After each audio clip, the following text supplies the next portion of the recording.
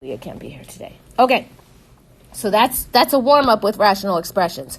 Quick question. All right, are you ready? Here we go. If I have a over x plus 3 equals 17 over x plus 3, can you tell me what a has to be?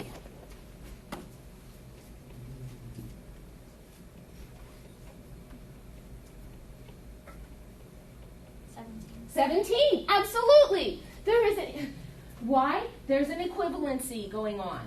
If your denominators match, then your numerators also have to match. Does that make sense to everybody? So we can make a logical conclusion without doing any algebra. If the denominators match up, that means the numerators also have to match up. And so we could just look at that and say that a is 17. Does that make sense? So let me take it one step higher. Suppose I have ax plus b over x plus 7 times x plus 2. And I want to set that equal to x squared plus 9x plus 14. 3x minus 8. Can you now tell me what a and b have to be?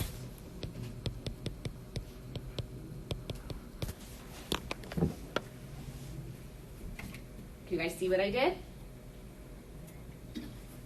Ax plus b over x plus 7 times x plus 2 equals 3x minus 8 over x squared plus 9x plus 14. Kyle thinks he's got it.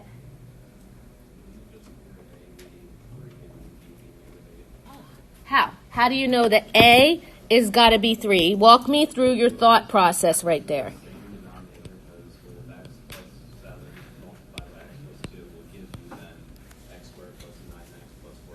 Perfect. Your denominators are the same, so it just basically gives you what a. Perfect. Since the denominators are the same, and you know they're the same because you FOILed, right? Since the denominators are the same by FOILing, I'll just write that out. The numerators also have to be equal.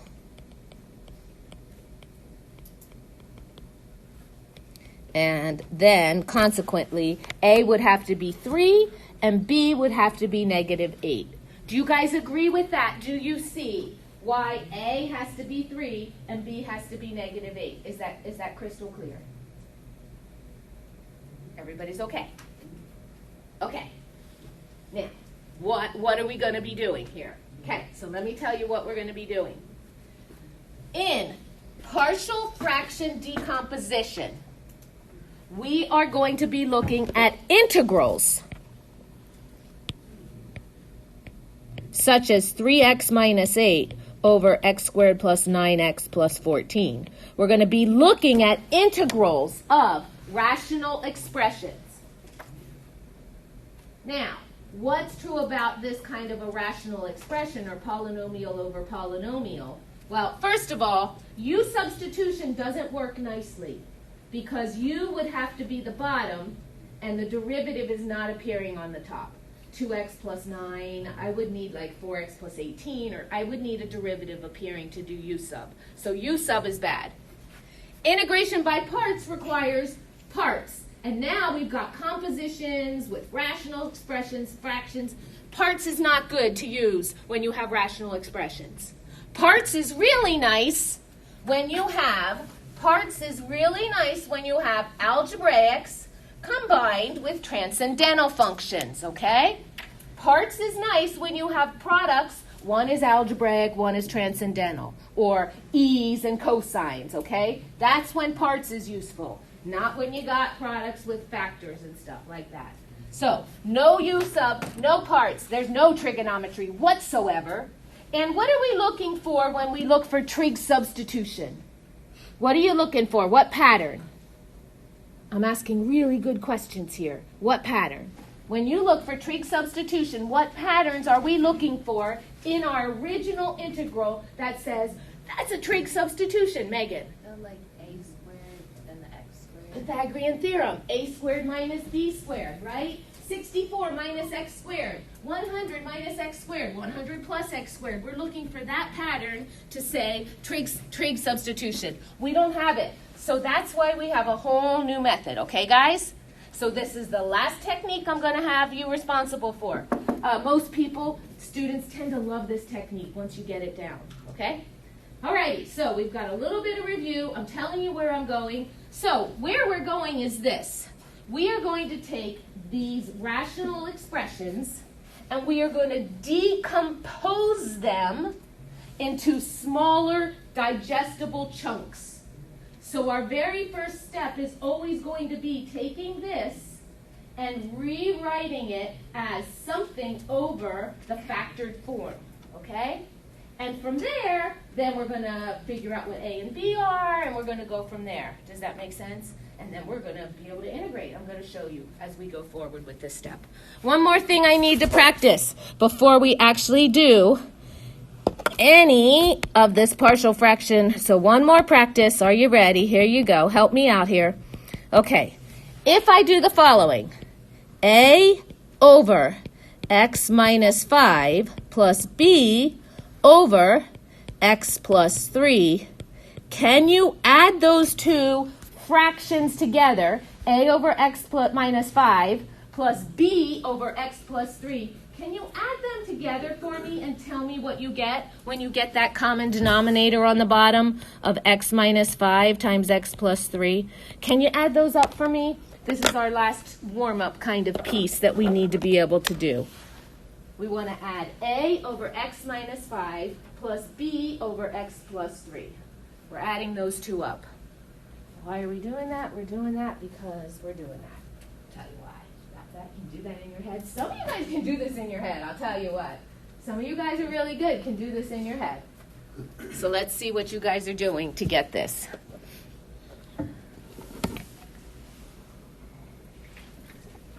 Your first step is getting a common denominator, right? And I told you what the common denominator is. It's the product. So did you guys take x plus 3 and multiply it by the first fraction? And then did you guys take x minus 5 and multiply that through on the second fraction? Or did you guys do that?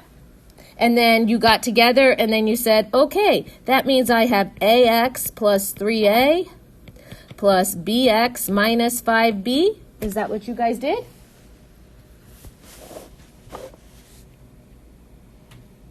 Yeah? Kind of. Maybe you didn't quite distribute it in, but I like to distribute it in.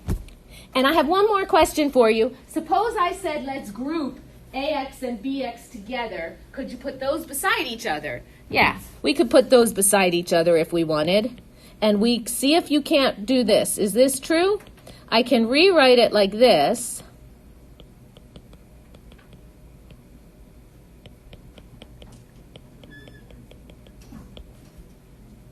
True? And I could go one more step. If I want to factor out the x here, I could also look at this as a plus b times x plus 3a minus 5b.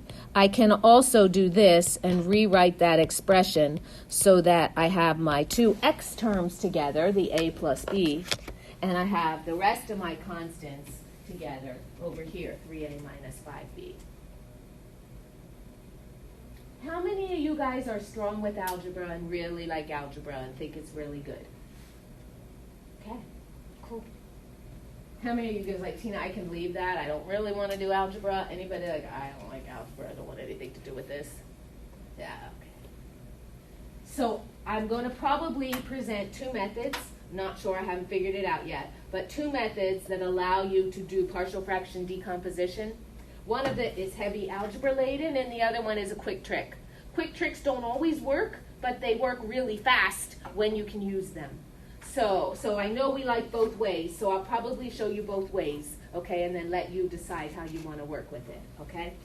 I do this is very important because I don't know if you've noticed when you learn things by taking the stuff that's already in your head and connecting new information to the stuff that's in your head. That's how we learn. okay? We don't start with a blank slate. We have stuff going on. And the best way to remember and learn is to take new information and synthesize it with stuff that's already up there. Are you with me, guys? Okay? So that's why we take a moment at the very beginning to go over this before we keep here with problem number 1. Oh, you need way bigger. Are you kidding me? That is like super small. Super small. Okay, I'm going to just make it super big, and we'll just get rid of all those words that I have there. Because I've already kind of said all these words that are off the board, and if you guys have downloaded the notes from Canvas, you have all the words there already. Here's our problem. Can you guys see it in the back? Nate, is that big enough? 5x minus 3 over x squared minus 2x minus 3. What do we notice? We've got a polynomial divided by polynomial, rational expression, right? Doesn't fit any category, so we have to move forward and integrate this. We're going to use partial fraction decomposition. Means we're going to start with this fraction and we want to decompose it into smaller pieces.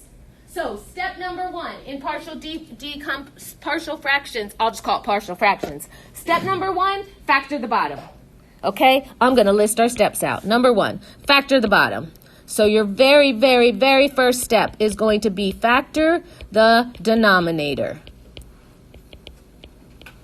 In order to break down our fraction into smaller parts, we want to first factor the bottom.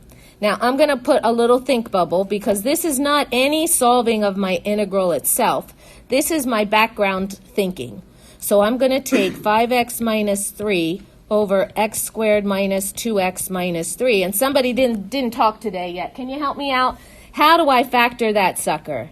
How do I factor that into? What do I factor that into? Anybody that didn't get to talk yet today? What can I factor that into? Yeah, go. X minus 3, x plus 1. Thank you, Brandy. All right.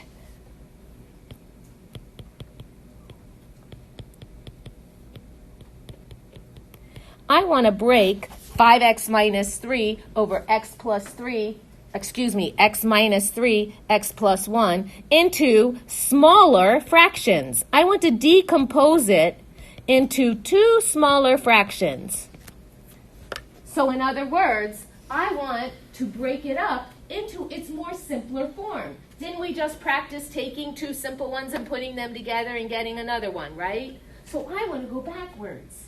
I want to decompose this into 2 smaller fractions that get added up to give me this, going backwards from what we just did. So the first step is to set it up and say, okay, I want to break this up into 2 smaller parts. I don't know what those 2 parts are going to be, but it's going to be something over x minus 3 plus something over x plus 1. So now, let's get these together, okay? How do we get these together? All right, let's add them up. Algebra. So that means 5x minus 3. I'm just kind of bringing this along. Some people don't write this in, but I like to just bring it along as I'm going. Equals, all righty, so let's add those up. Let's add those up. This, remember, is our thought bubble. We haven't even started integrating yet. We're just getting ourselves warmed up to bring us down there. Okay, good. Can somebody add these up for me? So, what's this first one? It's going to be A over, help me out. Somebody help me out. Make sure I'm doing this right. Is it A times x plus 1 over x minus 3 times x plus 1. Is that correct? If I'm going to about to think. Joel says yes. He's got my back there. Okay, good. And then this guy here is going to be x minus 3. And then on the bottom, x plus 1 times x minus 3. You agree, Patrick, too? Yeah, we got good there. Okay, good. So if I'm putting these together... Oh, wait, slow down. Okay, okay, Tina, slow down. All right, go one more step. Okay, so 5x minus 3 over x minus 3 times x plus 1 equals A times x plus 1 plus B times x minus 3 all over x minus 3 times x plus 1. Are we okay with that?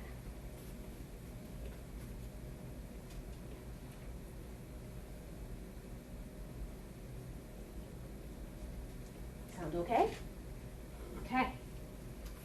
Not bad, right? So far you're like, oh my God, Tina, this is my favorite method yet. I can do this, right? Okay, now, looking at my two equations, can we make a thing that makes it simpler? Do you see your denominators are equal? So that means the numerators must be equal, correct? So we can make a simpler statement. So I'm actually going to push this all the way up here. And I'm going to make the simple statement, and I'm going to put it in a different color. Let's highlight it in green, but make it a nicer green. Okay, here we go. So I can then claim 5x minus 3 has to be a times x plus 1 times b times x minus 3. Would you guys agree that that is a true statement? Awesome. So, if this is do you guys see what we did? So all we did was we said let's decompose by putting a over a factor and b over a factor, add them up and get to here. Now, all right, method number one.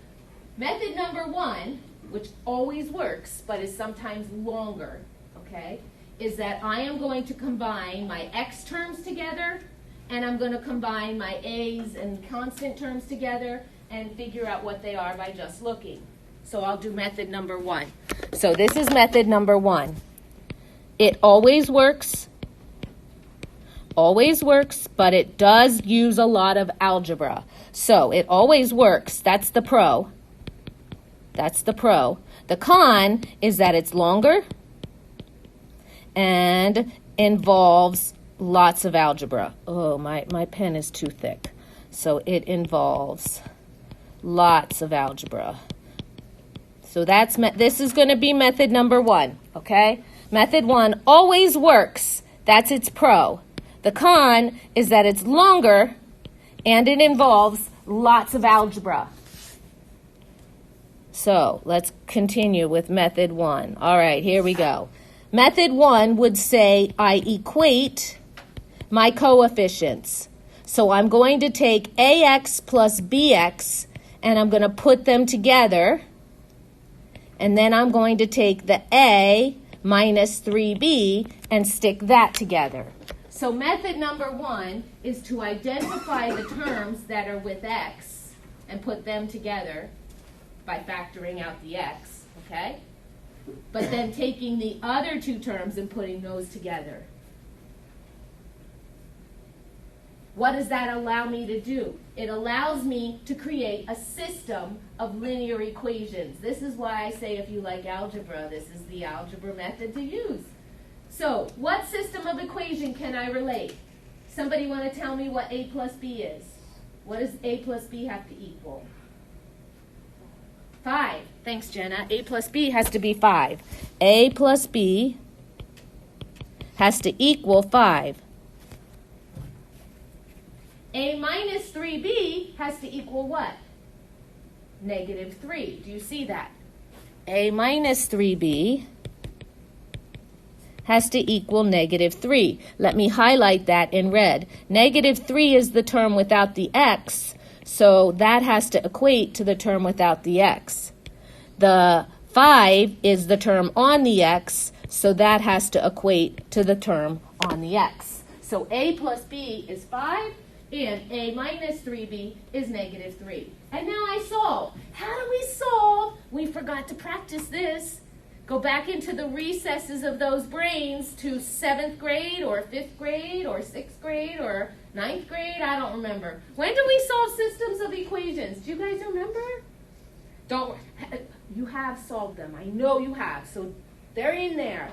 What is one method we could use to solve a system of equations? Somebody said substitution, I think. I think I heard somebody whisper substitution. We could take this equation and rewrite it as a equals 5 minus b and substitute it here. Do you know what I mean? Substitution. Another way would be to take these two equations and add them vertically to cancel out one of the variables. That's called elimination.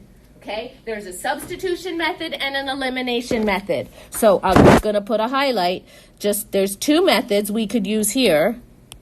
We could use substitution, or elimination. I like elimination, so I'm going to do that one, okay? Eliminating means I'm going to multiply everything in the second equation by a -1 and add down. That's going to make my new equation to be this, or my new system to be this. A plus B equals 5 minus A plus 3B equals 3, and I'm going to add these down, and that's going to give me 4B equals 8, or B equals 8 over 4, which is 2.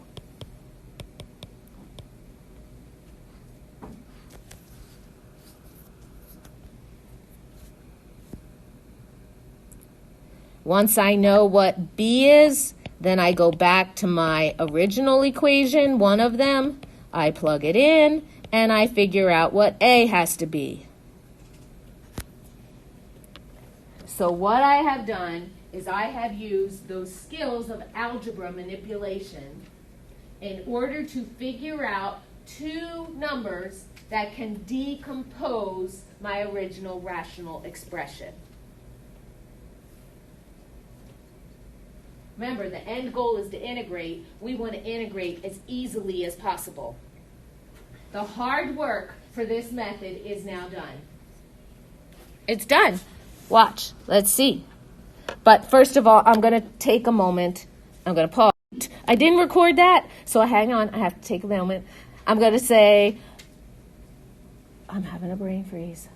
Lilia. Hi, Lilia. I was forgetting who I'm taping this for. Hi, Lilia. I'm so sorry. I was talking. I didn't fill in all the blanks, but I'm letting you take a moment now to finish all these blanks, okay? Oh. Now we're going to move on to the next problem. All righty. By the way, so this is our next example. Evaluate the indefinite integral. Made it nice and big for everybody. X plus 16 divided by 2x minus 1 times x plus 5.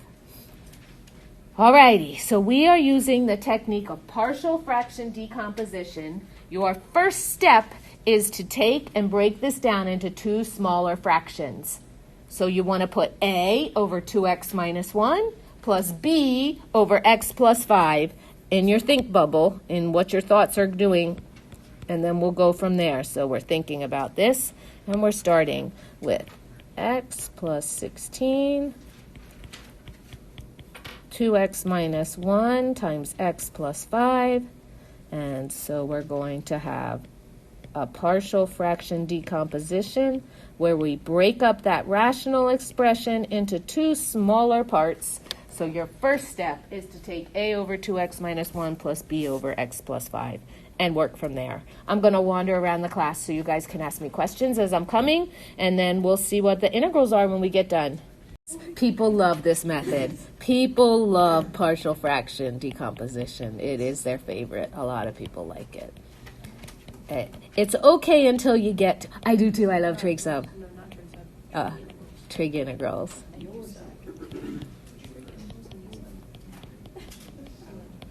So let's see what we got here. So a plus 2b times x plus 5a minus b.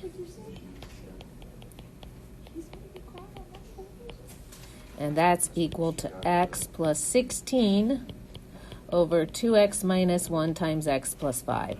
And so that always, those fractions, because the bottom's equal, give us the equation that x plus 16 equals a plus 2b times x plus 5a minus b. So everybody should, if you're using this method that we did in class, in method number 1, you should get down to x plus 16 equals a plus 2b times x plus 5a minus b. And once you get to that step, you want to equate your coefficients. 16 is equated to, hang on a second, 16 is equated to the terms over here that do not have an x. And the 1 that's missing in front of x, you notice it's an understood 1 coefficient. The 1 is equal to the a plus 2b that's in front. And so that creates for you your two equations, which is going to be a plus 2b equals 1, 5a minus b equals 16. You can either solve for a and plug it in, solve for b and plug it in, or add straight down. A lot of people I noticed were adding straight down, so I think I'll go ahead and multiply by 2 and add straight down. So that gives me a plus 2b equals 1, 10a minus 2b equals 32, and that's going to give me 11a equals 33, or a is 3. Going back to my top equation, a plus 2b equals 1, 3 plus 2b equals 1, 2b equals negative 2, b is negative 1. Is that what you guys got? Did you get b to be negative 1, a to be 3, if you set it up the way I set it up? Nice. Nice. That is our thought. Whoa, that's our thought bubble. We need to remember those numbers. When we go back, a is 3, b is negative 1. A is 3, b is negative 1. Let me rewrite my initial integral. My initial integral is x plus 16 over 2x minus 1 times x plus 5. And I'm going to rewrite this sucker into two smaller parts where a is over 2x minus 1 and b is over x plus 5. And everybody's getting the following. 3 halves times the natural log of 2x minus 1 minus the natural log of x plus 5 plus c. And I am expecting a couple questions, if not lots of questions. Ha ha! Why can't we learn this first, huh? Because it's a good way to have the last method to actually allow you time to synthesize all the other methods, right? I'm not sure why we learned this last, but we learn it last. We learn it last. But it's a good way, I think, to end the integration techniques. I think it is. Did you guys all get 3 halves? Okay? What happens is we do get a little, what do you call it? Complacent is the word. I think that's the correct English word.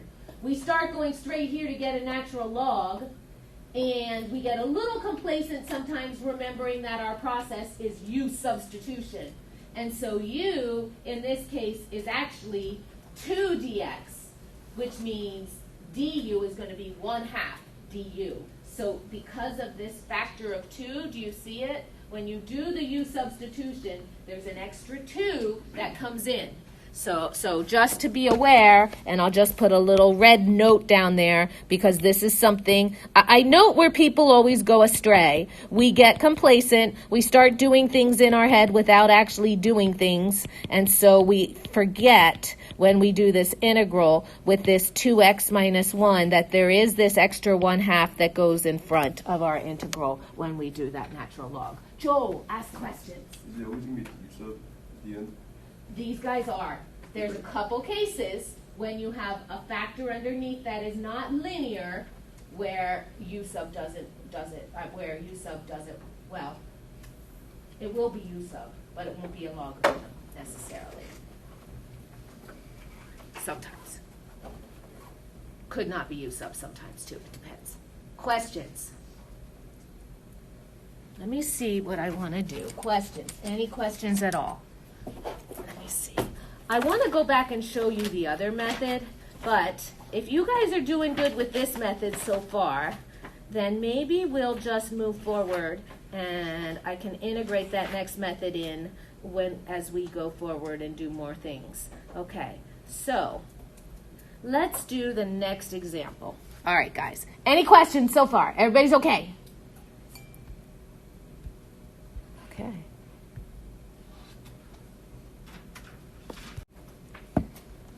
Oh, we got 10 minutes. Okay. Tina, what do I want to do? hang on, let me think this through. Do I want to do a repeated factor? Do I want to do a nonlinear factor? I think we will stick with this. We'll just keep going with our notes, okay? Because I think you guys have enough to keep you busy over the weekend, okay? If you run into trouble and you're doing partial fraction decomposition, just give me a holler and I'll try to make a video up if something isn't working, okay? But we're just going to keep moving forward. Here we go. Example C. Are you with me? Again, you're welcome. I factored this out. You guys could factor this out. In fact, we'll practice some, and some of your homework will have you practice some of these. But we're just gonna take an example where we have a non-linear factor in our denominator. So let me make it nice and big so everybody can see that in the back at least to get started, okay? I have the integral of 3x squared plus 3x plus 96 over x times the quantity x squared plus 16. Example C is a non-linear factor. Do you guys see that? Which of those factors in the denominator is non-linear? X squared plus 16. What is it? It's quadratic. It's a degree 2. Okay, non-linear. Okay, so that presents just a little bit of a challenge when we go to partial fraction decompose. Are you with me? Okay, here we go. So, going to put our thought bubble. Is this okay? Is this too small? Does everybody have what we're doing, right? Copied on your paper. So I can shrink it down to give me more space to write. Everybody's okay here, right? We're all okay here? Okay, so let me shrink them down. Okay. And let's get our thought bubble going. And we are going to decompose this. So I am going to take 3x squared plus 3x plus 96 over x times x squared plus 16. And I want to decompose this into two smaller fractions. The first one has x as the denominator, and the second one has x squared plus 16 as the denominator. So, la-ti-da-ti-da, like normal, I want to put a letter on top of x, so that's going to be A. And I want to point out something. A is, in fact, a constant. A is also 1 degree less than the denominator is. The denominator has x to the first power. What I put up here is x to the 0th power. Do you see that? So, knowing that pattern, I want to repeat the pattern over here. I have a quadratic. So, what I put on top has to be 1 degree less, which makes it x to the first, which makes it linear. So, on top, I need to put not just a b, but I have to put a bx plus c. I'm going to highlight the fact that x is 1 degree less than x squared. So because this is quadratic, I must put a linear on top. Bx plus c. If I had a cubic, what would I have to put? Bx squared plus cx plus d. Are you with me? If I had a 4th degree, I would have to have bx cubed plus cx squared plus dx plus c. Are you with me, guys? Do you see what I'm saying? 1 degree less goes on top. All right. That was the hard part. That was it. Now you guys go. Go ahead. That was it. That's all I had to show you. Now go. Give me those A, B, C. Tell me what is going to be A, B, and C. And then let's integrate it. Okay. What's A? What's B? What's C? Let's integrate. All right, here we go. Yes, sir. Add them up for me. Common denominator, x times x squared plus 16.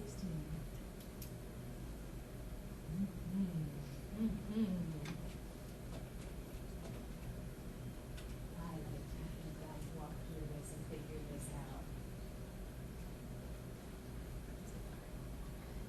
We like systems because it's all matrices. It's all matrices. It's all computer science.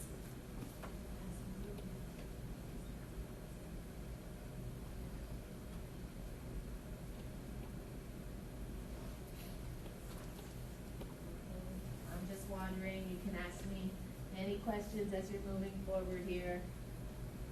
We are looking for A, B, and C.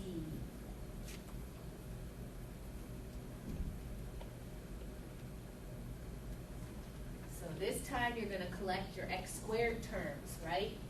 And you're going to collect your x term, and you're going to collect your constant terms. You got to put them all together this time to get your A, B, and C.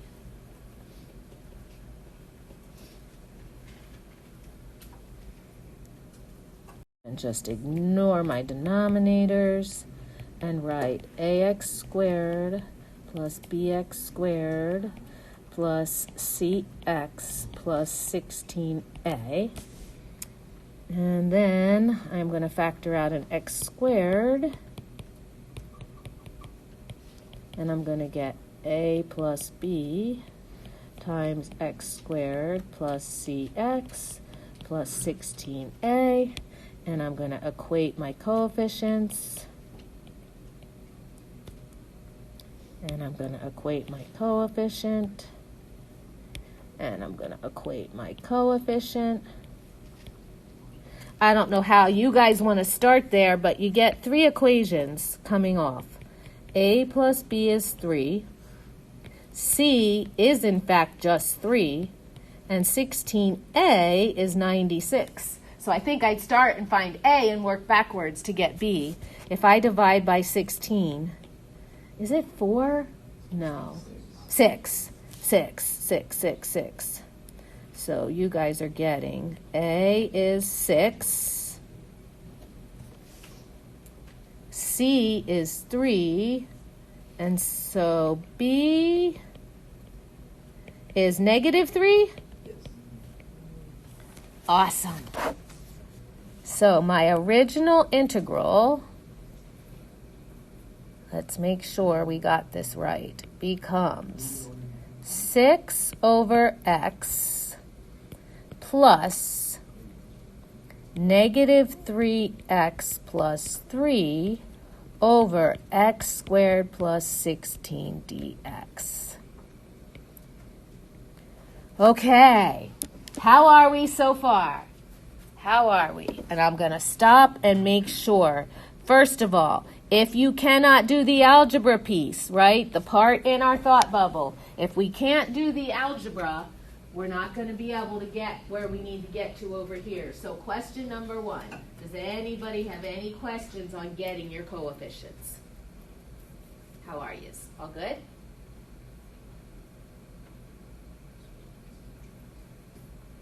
So that leads into question 2. Crack my knuckles, but I don't like cracking my knuckles. What are we going to do here? Ha ha!